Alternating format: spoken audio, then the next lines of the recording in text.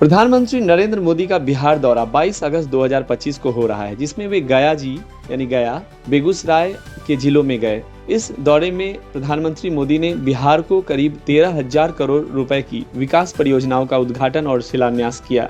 इस दौरान उन्होंने गयाजी जिले में मगध विश्वविद्यालय परिसर से एक जनसभा को भी संबोधित किया। मोदी ने बिहार के विभिन्न जिलों में सड़कों, रेलवे, शिक्षा और बुनियादी ढांचे से जुड़े कई बड़े प्रोजेक्ट्स का शुभारंभ किया। बेगूसराय में उन्होंने गंगा नदी पर बने ओंटा सिमरिया 6 लेन पुल का उद्घाटन किया, जो क्षेत्र के लिए एक महत्वपूर्ण सुविधा है। पीएम मोदी ने कहा कि बिहार में विकास के ये काम लंबित नहीं रहेंगे, बल्कि तेजी से पूरे होंगे। उन्होंने विपक्षी दलों, खासकर राजद और कांग्रेस पर निशाना साधते हुए कहा कि उनके शासनकाल में बिहार में कोई बड़ी परियोजनाएं पूरी नहीं हुई। उन्होंने बिहार के युवाओं को रोजगार और बेहतर जीवन स्तर देने का वादा दोहराया। पीएम मोदी ने बिहार के सीमावर्ती जिलों में बढ़ती घुसपैठ और डेमोग्राफिक बदलाव को लेकर भी चिंता व्यक्त की और उन्होंने कहा कि एनडीए सरकार इसे निपटने के लिए कड़ी कार्रवाई करेगी। उनके इस दौरे को बिहार विधानसभा चुनाव 2025 के संदर्भ में बहुत अहम माना जा रहा है।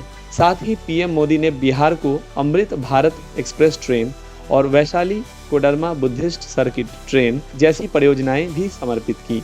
इस दौरे में बिहार के मुख्यमंत्री नीतीश कुमार और राज्यपाल आरिफ मोहम्मद खान भी उनके साथ मौजूद रहे।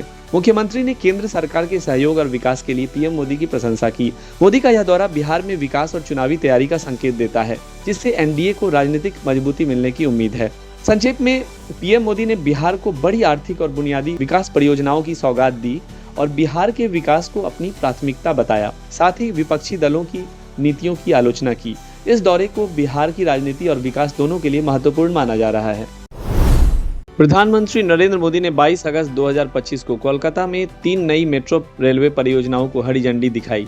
ये 3 नवनिर्मित मेट्रो रूट नोआपाड़ा जय हिंद विमानबंदर, सियालदह एस्प्लेनेड और बेलेघाट हेमंत मुखोपाध्याय मेट्रो सेवाएं हैं। इन सेवाओं में नेताजी सुभाष चंद्र बोस अंतर्राष्ट्रीय हवाई अड्डे के लिए पहली सीधी मेट्रो कनेक्टिविटी भी शामिल है। प्रधानमंत्री मोदी ने जैसोर रोड मेट्रो स्टेशन से इन नए रूटों का शुभारंभ किया और इसके बाद मेट्रो ट्रेन में सवारी भी की। इस अवसर पर उन्होंने मेट्रो परियोजनाओं में लगे स्कूली बच्चों और निर्माण श्रमिकों से भी बातचीत की। प्रधानमंत्री ने कहा कि कोलकाता की सार्वजनिक परिवहन प्रणाली में यह विकास का नया अध्याय है, जिससे लोगों का सफर आसान और तेज होगा। पीएम मोदी ने कहा, भारत में दुनिया का तीसरा सबसे बड़ा मेट्रो नेटवर्क हो चुका है। लोकसभा ने 12 विधेयकों को बिना किसी बहस के पारित कर दिया है। यह कदम राजनीतिक विवाद और सदन की व्यस्तता के बीच आया है। आलोचकों ने इसे लोकतांत्रिक प्रक्रिया की अवमानना बताया है। विधेयकों में विभिन्न क्षेत्रों से संबंधित महत्वपूर्ण प्रस्ताव शामिल थे। इसका मकसद प्रक्रियाओं को तेजी से आगे बढ़ाना माना जा रहा है। विपक्ष इसका विरोध करते हुए इसका बहिष्कार करना चाह रहा था। इस फैसले से नीति निर्माण में पारदर्शिता पर सवाल उठे हैं। एयर इंडिया की उड़ान संख्या AI 645 जो सुबह 9:25 पर मुंबई से जोधपुर के लिए उड़ान भरने वाली थी, उड़ान भरने के लिए पूरी गति प्राप्त करने के बाद अचानक मुंबई हवाई अड्डे के टर्मिनल 2 पर रनवे पर रुक गई, जिससे विमान को अप्रत्याशित रूप से रुकना पड़ा।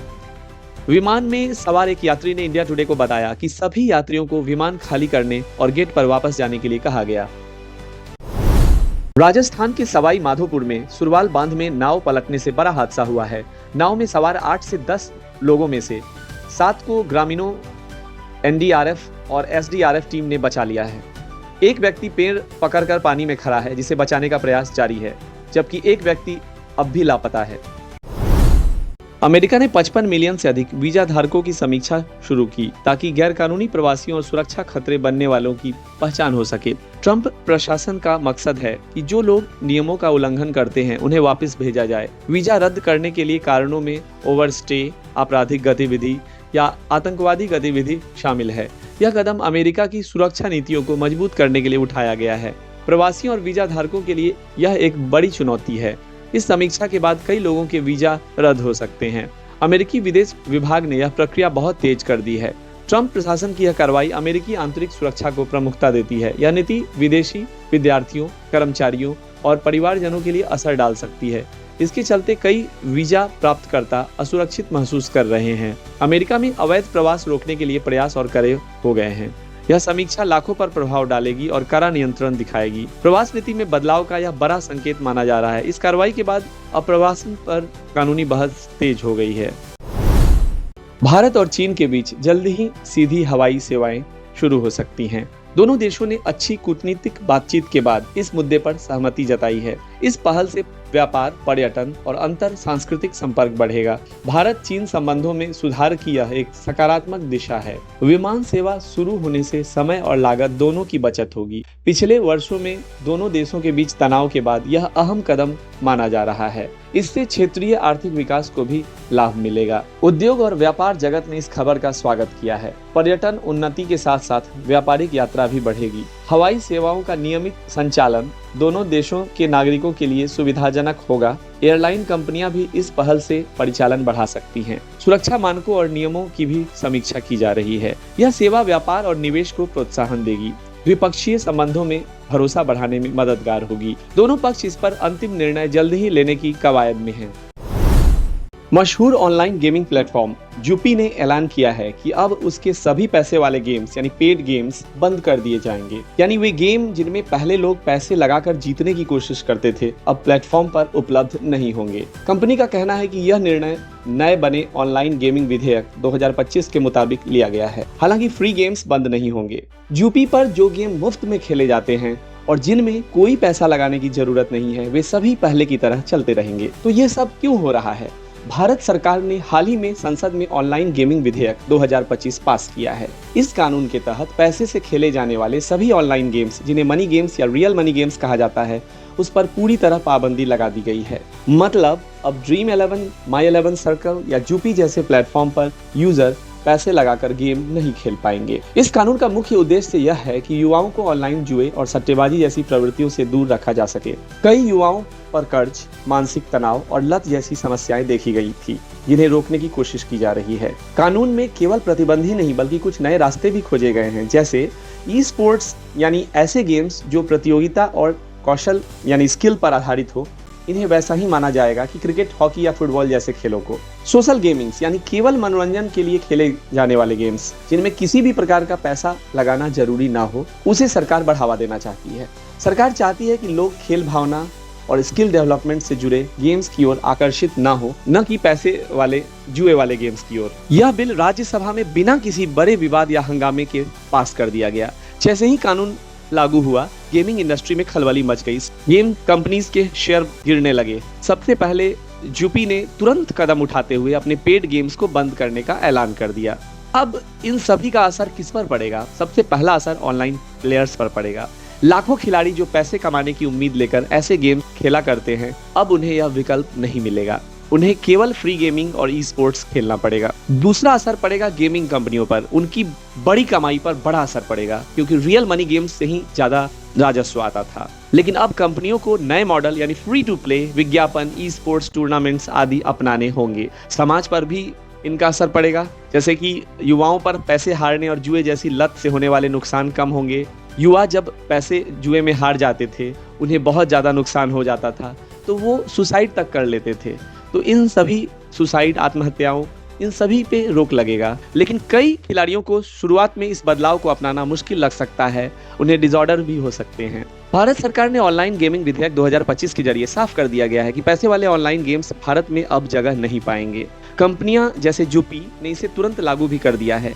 आने वाले समय में भारत में केवल free games, e sports, skill based social gaming को बढ़ावा मिलेगा। अब आप जानना चाहते होंगे, इसी तरह के ड्रीम 11 और माई 11 सर्कल जैसे फैंटेसी गेम्स में जो लोग पैसे लगाए हुए हैं, क्या उनका पैसा वापस मिलेगा या नहीं? इस सवाल का जवाब इस प्रकार है। ज्यादातर खिलाड़ियों के मन में यही सबसे बड़ा सवाल है कि जो पैसा पहले से गेमिंग प्लेटफॉर्म जैसे ड्रीम 11, माई 11 सर्कल, जूपी आदि में लगा हुआ है, उसका क्या होगा? इसे समझते हैं विस्तार से।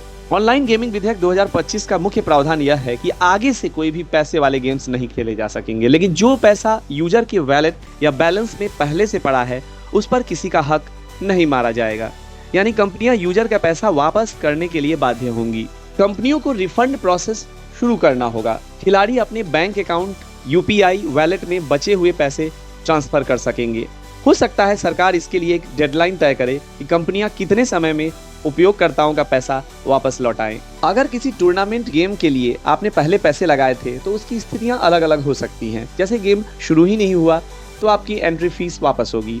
अगर गेम शुरू हो चुका है और परिणाम घोषित हुआ है तो विजेताओं को जीत की राशि दी जाएगी, बाकी का मामला वहीं खत्म हो जाएगा। गेम्स अगर बीच में रोक दिया गया है तो संभव है प्लेटफॉर्म एंट्री फीस रिफंड करे। प्लेटफॉर्म्स की जिम्मेदारियां इस प्रकार हैं। ड्रीम 11, माई 11 सर्कल, जूपी जैसी कंपनियां अपने यूजर्स को ऐप, नोटिफिकेशन, ईमेल के जरिए बताएंगी कि पैसा निकालने का क्या तरीका है। सरकार इस पूरी प्रक्रिया को मॉनिटर करेगी ताकि कोई भी कंपनी पैसा रोक ना सके। आपके लिए सलाह यह है कि अगर आपके पास ऐसे किसी प्लेटफॉर्म में बैलेंस है तो उसे तुरंत रिडीम यानी विड्रॉ कर लीजिए। नई अपडेट्स के लिए कंपनी के ऑफिशियल नोटिस और मेल्स पर नजर रखें। किसी थर्ड पार्टी लिंक या स्कैम से बचें। केवल ऑफिशियल ऐप या वेबसाइट से ही अपना पैसा निकालें। खिलाड़ियों का पैसा सुरक्षित रहेगा और वापस मिलेगा, क्योंकि कानून सिर्फ आगे के गेमिंग लेनदेन पर रोक लगाता है। कंपनियां आपके बैलेंस को रिफंड करने के लिए पूरी तरह जिम्मेदार हैं। इजराइल पे गाजा का आक्रमण तेज हो गया है और इसी बीच संयुक्त राष्ट्र ने गाजा में अकाल घोषित किया। बॉक्स ऑफिस के मेगा स्टार चिरंजीवी अपने बिग बजट मेगा 157 के साथ एक बार फिर दर्शकों को धमाकेदार एंटरटेनमेंट देने जा रहे हैं। इस फिल्म में उनके साथ रहेंगी साउथ की सुपरस्टार नयनतारा। फिल्म का निर्देशन कर रहे हैं हिट डायरेक्टर अनिल रविपुरी। मेगा 157 का तीसरा शेड्यूल हाल ही में केरल की खूबसूरत वादियों में खत्म हुआ, जहां चिरंजीवी और नयनतारा पर फिल्म का खास रोमांटिक गाना शूट हुआ। सोशल मीडिया पर चिरंजीवी की प्राइवेट जेट वाली तस्वीर वायरल हो चुकी है, जिस पर लिखा हुआ था मेगा 157 का नाम। फैंस का एक्साइटमेंट चरम पर है। सूत्रों के मुताबिक इस फिल्म में चिरंजीवी नजर आएंगे बिल्कुल एक नए अवतार ड्रिल मास्टर के रोल में। यह किरदार उनके लिए पूरी तरह से अलग और अनोखा है, जिससे दर्शकों को पूरा सरप्राइज मिलने वाला है। नयनतारा होंगी सहायक किरदार में, साथ ही में देखने में मिले दोनों की केमिस्ट्री और दमदार रोमांस। अगले साल संक्रांति पर रिलीज होने वाली मेगा 157 एक फैमिली इंटरटेनर है, जिसमें मसालेदार कॉमेडी, रोमांस, भावनात्मक ड्रामा और एक्शन का तगड़ा तड़का मिलेगा। फिल्म का निर्माण साइन स्क्रीन और गोल्ड बॉक्स एंटरटेनमेंट के बैनर तले हो रहा है। तो तैयार हो जाइए, मेगास्टार चिरंजीवी और नयनतारा की दमदार जोड़ी जल्द ही आपके सिनेमा घरों में धमाल मचाएगी। फिल्म का टाइटल और पहला लुक आज चिरंजीवी के जन्मदिन पर लॉन्च होना है। बॉलीवुड सुपर अपडेट्स के साथ जुड़े रहिए हमारे चैनल के साथ। आगे भी इसी तरह बड़ी खबरें सुनने के लिए प्रत्युष न्यूज।